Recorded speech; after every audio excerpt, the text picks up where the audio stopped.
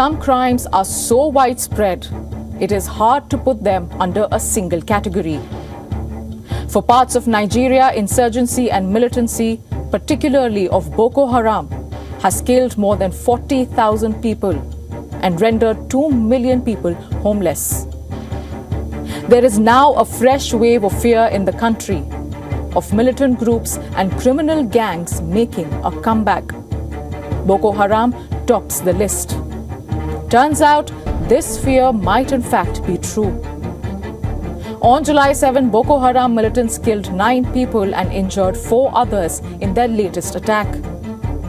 The incident took place in northeast Nigeria's Borno State, which has been a hub for the Islamist group for years now. The surge in violence is recent, and Boko Haram is not the only group triggering a fresh wave in recent months. On July 4, 2 militant attacks killed 28 people in northern Nigeria. Now, both these attacks were carried out by different groups.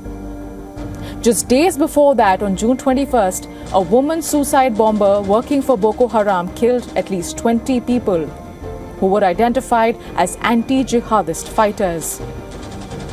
Many such incidents have unfolded just in the past few months. Boko Haram and its rival militant group, the Islamic State West Africa Province, have intensified attacks on villages in Borno and the neighboring states. Both these groups have also overrun military bases, killed Nigerian soldiers, and stolen their weapons. But what do these groups want, and why are they making a comeback? Boko Haram was established in 2002, but it was in 2009 that the group took up arms in what the militants called a fight against Western education and influence. Boko Haram's key goal is to establish the Sharia law. The group wants to extend its control and establish Islamic states in Cameroon, Niger, and Chad as well. But for years now, Nigeria's Borno region remains the worst affected. Boko Haram's anti-West movement primarily targeted children, and mass kidnappings became the militant group's mark of identification. In April of 2014, Boko Haram militants abducted 276 girls from a school in Chibok. The world watched in horror as Nigeria's security apparatus fell flat.